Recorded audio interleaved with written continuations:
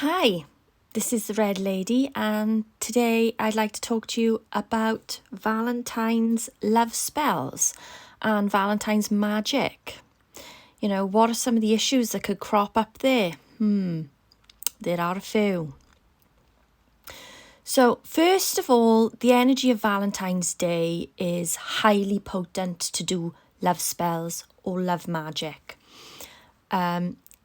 Even a few days on the run up to Valentine's Day, you will get this potent energy because you literally have millions of people across the globe thinking about what they are going to do for their loved one on Valentine's Day.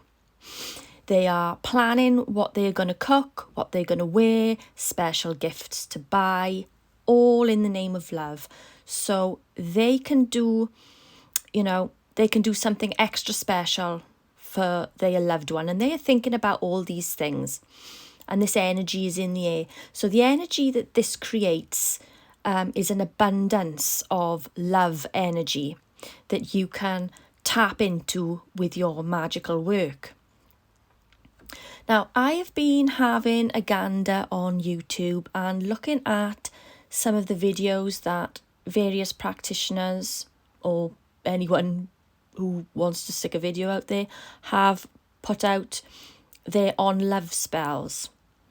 Step-by-step recipes for love spells and how-to videos for love spells. And I have to say, in my opinion, most of them are completely reckless. Some of them have good information about the pitfalls of these types of spells, and some of them are complete rubbish, put out by dabblers who have absolutely no idea what they are doing.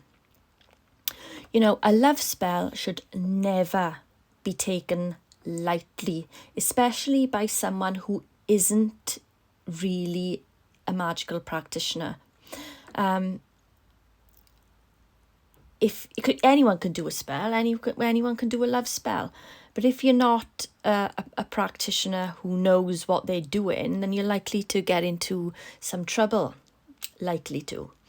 So if you want to draw someone to you, you really, really need to think deeply about it. You need to deeply think it through. So for single people, and I'll talk about couples in a minute, for single people who want to attract a partner into their life, this is the perfect day or evening of the year to do some magic that will help attract a loving partner. Now, this type of magic can be done successfully if you go about it in the right way, because there are also lots of pitfalls to doing this type of magic. More often than not, someone has a specific person in mind that they want to attract to them, and they do magic to draw that person to them or to draw them closer to them. And what can happen is, if your magic is done well and does attract the person you desire, things might go relatively well for a short while or even more long term. But ultimately, when that relationship has run its long or short course, after your attraction to that person has fizzled away, you might well find it very difficult to get rid of that person, because you have then bound that person to you. So, and a person who wasn't necessarily attracted to you in the first instance. That's why you needed to do the spell. Now, I know of people who have had relationships that were originally created in this way, and those relationships will always have some kind of trauma attached to them in the end. Now, my own sister literally created a stalker for herself in the long run, and then needed to do magic to attempt to undo or counter her original love spell. So that particular relationship lasted about 3 years, so it was quite long term actually. before it went very wrong indeed.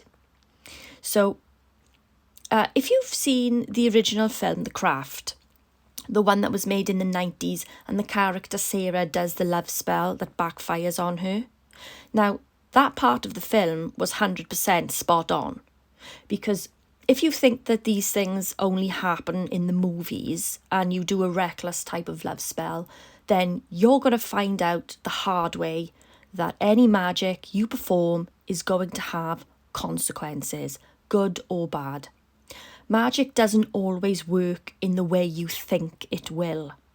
For instance, a poorly put together love spell that contains powerful ingredients such as blood, performed on Valentine's Day, has the potential to go catastrophically wrong. And that's no joke. You know, if you're looking for love and a long-term relationship and want to draw a partner into your life using the energy of Valentine's Day, then my advice would be to do a spell to draw a love partner to you who shares your interests, someone who fits with your personality. You know, and be open to who that may be. Never write a specific name of someone who isn't interested in you in the first instance. You know, you could make a list of all the traits you would like that person to have, such as kindness, generosity, you know, hardworking, or whatever you want to draw. But be open to who arrives, because that kind of open attraction spell with the highest of intentions for both parties to find a mutual loving partnership, that will be far better in the long run than performing a not very well thought out spell that basically binds someone specific to you who may not be suited to your personality at all, because that's a recipe for potential disaster. Especially if you have no working knowledge of magic. Now, many practitioners perform commanding, dominating love spells in this way to suit their own purposes, for whatever reason that may be.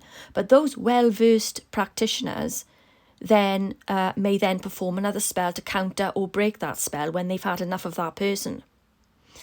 And these people know exactly what they're doing, and they're in control of the situation.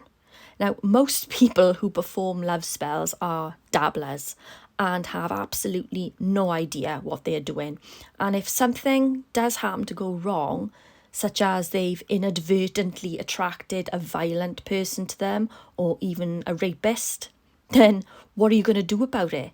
You know, there might be nothing you can do about it until it's too late. So there we have the very real dangers and pitfalls of love magic and love spells, and the tricky situation that single people could get into with poorly put together love spells. So, moving on, Valentine's love magic for couples who are already in long-term relationships. This kind of love magic can be done to spice up a flagging love life. Maybe you've been together so long and the daily grind of life has taken its toll. You know, you're not just in a routine, you've become stuck in a rut. You want to shake things up, you want to do something different, you want to be able to relate to each other in new ways or find even deeper connection with your partner. Find a new hobby or pastime that you both enjoy so that you can spend more time together, because perhaps you've both been working really hard to get money to build the perfect home with a perfect house, concentrating on work so much that your relationship has become stagnant or distant. And now you find you're struggling to get quality time together. Valentine's Day magic can help you to figure out all these issues to bring you closer together. So this type of magic should be done with both parties in cooperation together, figuring out what you both need and performing the spell together. And this could be a simple type of spell that involves carving what you both want into a candle and maybe dressing it with rose oil or using rose petals and burning it when the two of you are having your romantic Valentine's meal. That is so simple and effective. You really wouldn't need to do anything too elaborate because you have the energy of your love for each other and the energy of Valentine's Day combined with the fact that while the candle is burning between you, the whole time you were focusing on one another the whole time. So you're in conversation with one another and enjoying food together. So that's a really simple way of doing that kind of spell. So if you are thinking of doing a love spell on Valentine's Day, whether you are single or in a relationship, then please do think long and hard about it first. And if you are in a relationship, then make sure your partner is involved too, to get the best results for both parties. So if you're interested in seeing more of my videos, then please do subscribe, give this video a like and hit the bell for notifications. Thanks for listening.